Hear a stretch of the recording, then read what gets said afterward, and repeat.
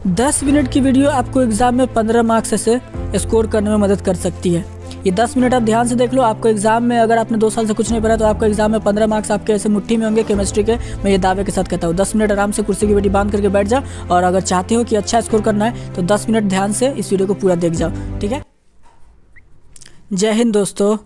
तो क्या हाल है? आशा करता हूँ कि आप सभी अच्छे होंगे और आप सब अपने एग्ज़ाम की तैयारी में लगे हुए होंगे। तो जैसा कि आप सब जानते हैं, बिहार बोर्ड ने, जो आपका बिहार बोर्ड है, उसने अपना ऐसे डेट शीट ऐसे जारी कर दिया है 2022 एग्ज़ाम के लिए। वो 1 फरवरी से आपका एग्ज़ाम ले लेगा। 1 फरवरी से आपका जो है वो एग्ज़ाम ले लेगा। 1 फरवरी से आपका जो बिहार बोर्ड है वो एग्ज़ाम ले ही लेगा, ठीक है। तो जैसा कि आप सब अच्छे तरीके से वाकिफ़ है, तो आप लोग, मैं मान कर चल रहा हूँ कि आप लोग ऐसे अभी से पढ़ाई अपना स्टार्ट कर दिए होंगे। तो 1 फरवरी से जो आप लोग का एग्ज़ाम होगा उसके लिए हम लोग ऐसे इस वीडियो में देखने वाले हैं केमिस्ट्री का। देख सकते हैं रसायन शास्त्र आपका जो क्लास 12 बिहार बोर्ड वाले के लिए टॉप 30 सब्जेक्टिव क्वेश्चन देखेंगे, 2 नंबर वाले। और यकीन मानो, इतना अगर आप कमांड करके जाते हो तो आपको 2 नंबर वाले में क्वेश्चन में आपको कोई भी दिक्कत नहीं आने वाला है। इसका फिर फाइनल एक और वीडियो आएगा, उसके बाद आपको ऐसे कोई भी वीडियो नहीं मिलने वाला है सब्जेक्टिव का। लॉन्ग क्वेश्चन का फिर ऐसे आपको मिलेगा। तो 2-3 फरवरी को जो आपका एग्ज़ाम होने वाला है उसके लिए आप ऐसे अपनी तैयारी जम करके करो। मैं चाहता हूं कि आप सब जितना हो सके, और ये आपका जो वीडियो का है इसका PDF आपको फ्री ऑफ कॉस्ट ऐसे दे दिया जाएगा। चाहे आप जैसे भी ले लो, आप ऐसे डिस्क्रिप्शन में से ले सकते हैं, जहाँ से आपको लेना हो सारा। सिर्फ क्वेश्चंस मैंने इसमें नहीं बताए हैं, इसके आंसर भी मैंने ऐसे एक्सप्लेन किए हैं, आंसर भी आपको साथ में है। तो चलिए हम लोग ऐसे 3 फरवरी 2022 के लिए तैयारी कर लेते हैं, ज़्यादा बकवास ना करते हुए। चलिए स्टार्ट करते वीडियो को। चलिए पहले क्वेश्चन हम लोग देखते हैं। चलिए पहला क्वेश्चन कहता है, बता दे रहा हूँ ये 2 नंबर वाले सारे प्रश्न है, ये 2 नंबर के लिए सारे प्रश्न है आपके। मैं बता दे रहा हूँ 2 नंबर वाले प्रश्न है, जो कि 15 क्वेश्चन आपको मिलते हैं, ठीक है। चलिए तो कहता है पहला क्वेश्चन आपका, जस्ता के मुख्य अयस्कों का नाम बताएं। जस्ता के मुख्य अयस्कों का नाम बताते हैं। जस्ता के मुख्य अयस्क 4 होते हैं। आप कोई 2 लिखना, अगर 2 नंबर में है तो आप कोई 2 लिख देना, ठीक है। जस्ता के मुख्य अयस्क निम्नलिखित 4 है, तो आप इसमें से कोई 2 लिख सकते हो। कैलामाइन, जिंक ब्लेंड, जेंसाइट, जेडेनो और फ्रैंकलाइट। और याद रखना, अगर आप ये लिखते हो तो उसका आप ये केमिकल फार्मूला जरूर लिखना, ठीक है। कैलामाइन का ZnCO3, जिंक ब्लेंड का ZnS और जेंसाइट का आपका हो जाएगा ZnO और फ्रैंकलाइट का ZnO Fe2O3, ठीक है। ये 203 नहीं है, ये 2O3 है, याद रखिएगा, ठीक है। चलिए तो पहला का जस्ता के मुख्य अयस्कों का नाम आप समझ चुके हैं। चलिए क्वेश्चन 2 कहता है, ध्यान से देखिएगा। One of the most important और फेवरेट क्वेश्चन है केमिस्ट्री का बिहार बोर्ड में, BACB में। ये फेवरेट क्वेश्चन है आपका। गैंग क्या होता है? Gang and flux, FLUX। ये भी आपका बहुत बार पूछता है। ये दोनों पूछेगा आपको, 2 नंबर में पूछेगा ना, तो ये गैंग एंड फ्लक्स दोनों पूछेगा। ये आपका गैंग एंड फ्लक्स दोनों एक साथ पूछता है, ठीक है। तो आपका है, सो अभी देख रहे हैं लोग गैंग क्या है। तो गैंग क्या कहलाता है? देखिए, अयस्क में उपस्थित, ध्यान से देखिए, अयस्क में उपस्थित अशुद्धियों के को गैंग कहते हैं। यहाँ के लिखा गया, यहाँ पर को होगा, ठीक है।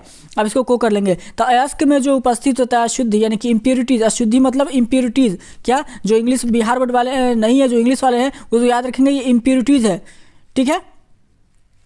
तो इम्प्योरिटीज जो होता है उसको हम लोग कहते हैं गैंग, ठीक है। एग्जाम्पल के तौर पर हो गया सिलिकल, SiO2, लाइमस्टोन, CaO एक्सेट्रा। ये सारी चीज़ याद रखेंगे। चलिए क्वेश्चन आते हैं हम लोग थर्ड की तरफ। थर्ड कहता है, CH4 में कार्बन का संकरण क्या है? CH4 में कार्बन का संकरण जो होता है sp3 होता है, ठीक है। हाइब्रिडाइजेशन आपका, ये हाइब्रिडाइजेशन है, संकरण, ठीक है। तो sp3 होता है। CH4 में आपका संकरण जो होता है कार्बन का वो sp3 होता है, याद रखेंगे। और ये मोस्ट इंपॉर्टेंट क्वेश्चन में से सब एक है। 30 क्वेश्चन बता रहा हूं ना, 30 क्वेश्चन देखेंगे, VBI क्वेश्चन है। आप इतना कमांड करके जो आपका एग्जाम काफी अच्छा जाने वाला है। चलिए नेक्स्ट क्वेश्चन कहता है, क्वेश्चन 4, ओलियम का सूत्र क्या होता है? ओलियम का सूत्र क्या होता है, ठीक है। तो ओलियम का जो सूत्र होता है वो H2S2O7 होता है। देखिए ये H2S2O7 है, ये याद रखिएगा, ठीक है। देख लीजिए, फिर से मैं एक बार लिख दे रहा हूं, H2S2O7, ठीक है। ये लिखा हुआ है। ये ओलियम का जो सूत्रक होता है H2S2O7, ठीक है। चलिए आते हैं इसमें H3PO3 में फॉस्फोरस का ऑक्सीकरण क्या होता है? ये H3PO3 है, याद रखिएगा, ठीक है। तो इसमें टाइप करने में मुझे दिक्कत हो रहा था, जिसके कारण से ऐसे लिखा गया। तो H3 PO3, तो बार बार मैं बता रहा हूँ ये है, ठीक है। तो आपका H3PO3 में आपका फास्फोरस का जो ऑक्सीकरण होता है, ऑक्सीडेशन नंबर होता है, वो आपका होता है 3, ठीक है, याद रखेंगे इसको, होता है 3। चलिए नेक्स्ट क्वेश्चन की तरफ बढ़ते हैं, क्वेश्चन नंबर 6 की तरफ। तो नाइट्रोलियम क्या है, ये भी आपका एक VBI क्वेश्चन में से एक है, और वैसे तो 30 क्वेश्चन बहुत इंपॉर्टेंट है, कोई भी आपको मिल जाएगा, ठीक है। चलिए कहता है नाइट्रोलियम आपका कैल्शियम साइनाइड, देखिए ध्यान से देखिएगा, कैल्शियम साइनामाइड एवं कार्बन के मिश्रण को नाइट्रोलियम कहा जाता है। ध्यान देना, CaCN2 एवं C के मिश्रण को आपको नाइट्रोलियम कहा जाता है, अतः इसका सूत्र होता है CaCN2+C, ठीक है। चलिए नेक्स्ट क्वेश्चन कहता है, क्वेश्चन नंबर 7 की तरफ, sp3 हाइब्रिडाइजेशन का जाति में आकृति क्या होता है। तो sp3 हाइब्रिडाइजेशन पूछ रहा है, तो इसका टेट्राहाइड्रल होता है, ये VBI है, इसको रट्टा मार के जाना। चलिए क्वेश्चन नंबर 8 की तरफ आते हैं, तो कहता है D2sp3 हाइब्रिडाइजेशन का ज्यामितीय आकृति क्या होता है। तो D2sp3 का होता है ऑक्टाहेड्रल, याद रखेंगे, ठीक है। ये सारे क्वेश्चन आपको ऑब्जेक्टिव में भी दे सकता है, ध्यान देना, ऑब्जेक्टिव में भी आपको ये मिलने वाला है, ठीक है, ये ऑब्जेक्टिव में भी आपको मिल सकता है, याद रखेंगे इसको। चलिए क्वेश्चन में आते हैं 9 की तरफ, कहता है एमोर्फस सॉलिड का उदाहरण दे। एमोर्फस सॉलिड का उदाहरण है glass, rubber, plastic, starch, protein, और फिर बोल रहा हूँ ये सारे ऑब्जेक्टिव में भी आप कैसे मिल सकते हैं। चलिए आते हैं क्वेश्चन नंबर 10 की तरफ। 10 कहता है एंटी फेरोमैग्नेटिक ऑक्साइड का उदाहरण दे। एंटी फेरोमैग्नेटिक ऑक्साइड का उदाहरण बहुत सारे हैं, Cr2O3, Fe2O3, MnO, V2O3, ठीक है। चलिए आते हैं क्वेश्चन नंबर 11 की तरफ। 11 कहता है टेट्राहाइड्रल वॉइड एवं स्फीयर के रेडियस का अनुपात क्या होता है। ये MVBI क्वेश्चन में से एक है, बहुत इंपॉर्टेंट क्वेश्चन है, 2 नंबर में एकदम इसको ऐसे रट्टा मार के जाएंगे, ठीक है। चलिए कहता है टेट्राहाइड्रल वॉइड का रेडियस एवं स्फीयर का रेडियस का अनुपात जो होता है वो 0.225 होता है, ठीक है। इसको निकालने का तरीका होता है टेट्राहाइड्रल वॉइड का रेडियस अपॉन स्फीयर का रेडियस, ठीक है, जो कि अगर सॉल्व करोगे तो आपका आएगा 0.225। चलिए आते हैं क्वेश्चन 12 की तरफ। लाफिंग गैस का सूत्र बताइए। लाफिंग गैस का सूत्र क्या है। लाफिंग गैस का सूत्र क्या है, तो लाफिंग गैस का N2O होता है, ठीक है। नाइट्रियस ऑक्साइड को लाफिंग गैस कहा जाता है, इसका सूत्र N2O होती है, ठीक है। चलिए क्वेश्चन आता है 13 की तरफ, कहता है ये भी आपका एक VBI क्वेश्चन में से एक है, कहता है एन टाइप एक्सट्रिंसिक सेमीकंडक्टर का उदाहरण दे। तो एक्सट्रिंसिक सेमीकंडक्टर में सिलिकॉन और जर्मेनियम फास्फोरस और एस्टिग्मेटिज्म जो है वो आपका होता है। तो देखिए सिलिकॉन, जर्मेनियम, फास्फोरस या एस्टिग्मेटिज्म को मिश्रित करने से बने एक्सट्रिंसिक कंडक्टर को एन टाइप कहते हैं, एक्सट्रिंसिक कंडक्टर को कहा जाता है, ठीक है, इसको याद रखेंगे। तो ध्यान देना, सिलिकॉन या जर्मेनियम मिल जाए मिश्रित करने से एक्सट्रिंसिक सेमीकंडक्टर को एन टाइप एक्सट्रिंसिक सेमीकंडक्टर कहते हैं, इसको याद रखेंगे, ठीक है। चलिए आते हैं क्वेश्चन नंबर 14 की तरफ। कहता है ये आपको ऑब्जेक्टिव में भी पूछ सकता है, बार बोल रहा हूँ, ये आपको ऑब्जेक्टिव में 100% पूछ सकता है, ठीक है। चलिए कहता है प्राइमरी अल्कोहल का फंक्शनल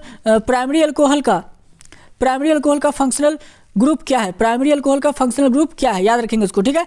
तो प्राइमरी अल्कोहल का फंक्शनल ग्रुप होता है, ध्यान से देखिए मैं यहाँ लिख दे रहा हूँ, CH2OH, ठीक है। चलिए तो ऑप्शन आंसर ये हो जाएगा। चलिए क्वेश्चन आते हैं 15 की तरफ। लुकास रिएजेंट और टॉलेंस रिएजेंट बहुत इंपॉर्टेंट क्वेश्चन है, आपको 2 नंबर में देता ही देता है, दोनों एक साथ देगा कि लुकास और टॉलेंस दोनों को रिएजेंट को लिखे, तो मैंने अलग अलग लिख दिया, आपकी जैसी मर्जी आप एक साथ लिख लेना। तो लुकास रिएजेंट क्या होता है, तो देखिए अनार्थ ZnCl2 तथा HCl के मिश्रण को लुकास रिएजेंट कहते हैं। इन दोनों के मिश्रण को ZnCl2 और HCl के मिश्रण को हम लोग लुकास रिएजेंट कहते हैं, याद रखेंगे। चलिए टॉलेंस रिएजेंट किसको कहते हैं, तो एमोनिकल AgNO3 घोल को टॉलेंस रिएजेंट कहा जाता है, इसका सूत्र होता है AgNO3 2OH होता है, ठीक है, याद रखेंगे। चलिए आते हैं क्वेश्चन नंबर, और बार बता रहा हूँ, इसका जो PDF है, PDF आपको फ्री ऑफ कॉस्ट है, ये आपको मिल जाएगा डिस्क्रिप्शन में भी, जैसे आपको लेना हो। और इतना मेहनत करने के लिए, वीडियो पसंद आ रहा होगा यहाँ तक तो आप प्लीज़ लाइक करना। चलिए एंटीबायोटिक और एंटीपायरेटिक का ऐसे उदाहरण दे। तो एंटीबायोटिक का टेरामाइसिन आप लिख सकते हैं, ठीक है। और ये मैं बता दे रहा हूँ, जो भी एक वर्ड वाला मैंने बताया ना 100% आपका वो ऑब्जेक्टिव में जरूर पूछेगा, ठीक है। चलिए किस विटामिन की कमी से रिकेट की बीमारी होती है, विटामिन D की वजह से, और ये VBI है, याद रखना। चलो कहते हैं क्वेश्चन नंबर 17 की तरफ। एंटीपायरेटिक का उदाहरण देता है, पैरासीटामोल आपका एंटीपायरेटिक में से एक है। चलिए ओरलॉक्स का मोनोमर क्या होता है, तो ओरलॉक्स का एक्रिलोनाइट्राइल होता है, ठीक है। ओरलॉक्स का एक्रिलोनाइट्राइल, याद रखेंगे, एक्रिलोनाइट्राइल। चलिए आते क्वेश्चन 18 की तरफ। तो टेफ्लॉन का मोनोमर क्या होता है, तो टेफ्लॉन का मोनोमर होता है टेट्राफ्लोरोइथेन, याद रखेंगे। चलिए क्वेश्चन 19 की तरफ आते हैं। टेरिलीन को क्या कहा जाता है, टेरिलीन का दूसरा नाम पोलिस्टर है, याद रखेंगे। चलिए आते क्वेश्चन 19 की तरफ। तो कहता है थर्मोसेटिंग प्लास्टिक का उदाहरण दे, और ये आपको डिफिनीशन भी करेगा कि थर्मोसेटिंग प्लास्टिक कैसे डिफाइन की जाती है, VBI क्वेश्चन में से एक बता दे रहा हूँ। तो इसका बेकेलाइट। चलिए नेचुरल रबर का मोनोमर क्या होता है, तो आइसोप्रीन होता है नेचुरल रबर का मोनोमर, आइसोप्रीन। चलिए नेक्स्ट क्वेश्चन कहता है प्राइमरी अल्कोहल को ऑक्सीडेशन करने पर क्या प्राप्त होता है। तो प्राइमरी अल्कोहल को अगर आप ऑक्सीडेशन करोगे तो एल्डिहाइड तथा कार्बोक्सिलिक एसिड मिलेगा। चलिए नेक्स्ट क्वेश्चन कहता है सेकेंडरी अल्कोहल का ऑक्सीडेशन करने पर क्या प्राप्त होता है। तो सेकेंडरी अल्कोहल का अगर आप ऐसे ऑक्सीडेशन करोगे तो आपको कीटोन कंपाउंड मिलने वाले हैं।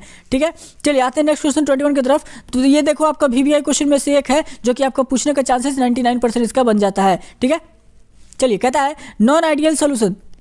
नॉन आइडियल सोल्यूशन से क्या समझते हैं। तो नॉन आइडियल सोल्यूशन वैसा सोल्यूशन है जो कि रॉल्स लॉ का पालन नहीं करता है तथा जिसमें एंथैल्पी चार्ज एवं वॉल्यूम चार्ज होती है, तो उस सोल्यूशन को हम लोग नॉन आइडियल सोल्यूशन कहते हैं। ठीक है, चलिए आते हैं इसके नीचे, अर्थात जो है इसका समझाएगा जो कहा, तो ये आप इसे याद रखेंगे PA is not equal to X into A PAO और PB is not equal to XB dot PBO। ठीक है, मतलब कि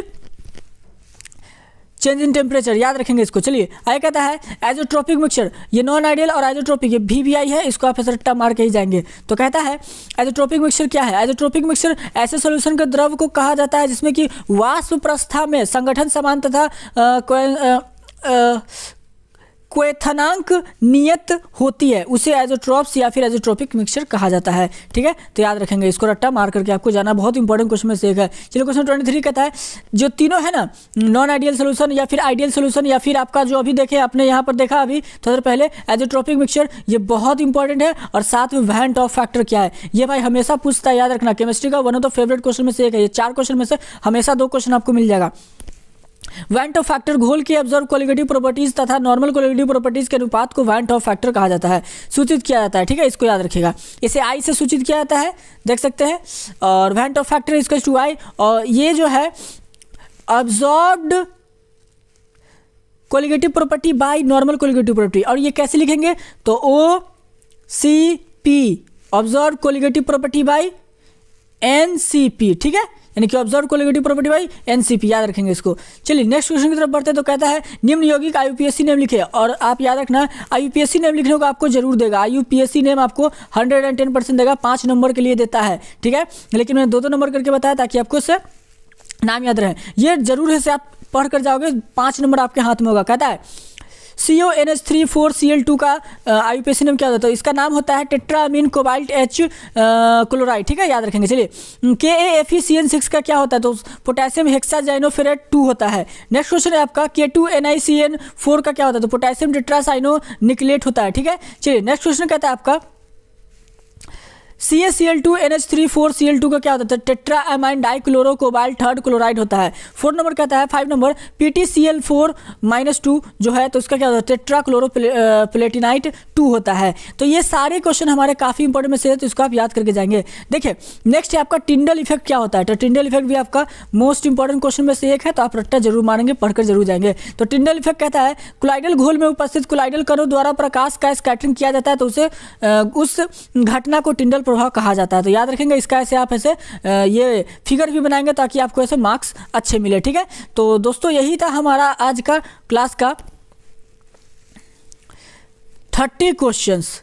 ठीक है, 20 क्वेश्चन और मैं दूंगा, 20 क्वेश्चन और दूंगा सब्जेक्टिव का, और आपका 2 नंबर वाला पूरा हो जाएगा आपका कंप्लीट। इससे फिर बाहर नहीं आने वाला। इस 50 क्वेश्चन को अगर आप रट्टा मार कर जाते हो तो आपका एग्जाम में जो 15 नंबर आने वाले हैं वो आपको इससे मिल जाएंगे। ठीक है, 15 नंबर आपका ऐसे पूरा हो जाएगा, 15 नंबर आपको पूरा का पूरा मिल जाएगा। ठीक है, तो आई होप कि यहाँ तक आप लोगों को समझ में आएगा। वीडियो पसंद है तो प्लीज़ लाइक कर देना, दोस्तों के साथ शेयर कर देना, चैनल पर नए तो चैनल को सब्सक्राइब कर देना, और ये PDF आपको फ्री ऑफ कॉस्ट है, वो आपको ऐसे मिल जाएगा। ठीक है, चलिए मिलते हैं हम लोग नेक्स्ट वीडियो में। आई होप कि आप लोगों को वीडियो पसंद आया तो प्लीज़ एक लाइक करो, दोस्तों से शेयर करो, चैनल को सब्सक्राइब करो, और फिर से मिलेंगे नेक्स्ट वीडियो में। उसमें आपको 20 क्वेश्चन और बताए जाएंगे, बस 20 क्वेश्चन, फिर आपका चैप्टर कंप्लीट हो जाएगा आपका शॉर्ट टाइप का। फिर आपका लॉन्ग टाइप चलेगा, लॉन्ग में 15 क्वेश्चन बताया जाएगा। उतना अगर कमांड कर ले तो आप अगर साल भर नहीं पढ़े तो भी आपका ऐसे एग्जाम अच्छा जाएगा। चलिए मिलते हैं नेक्स्ट वीडियो में, तब तक के लिए बाय बाय।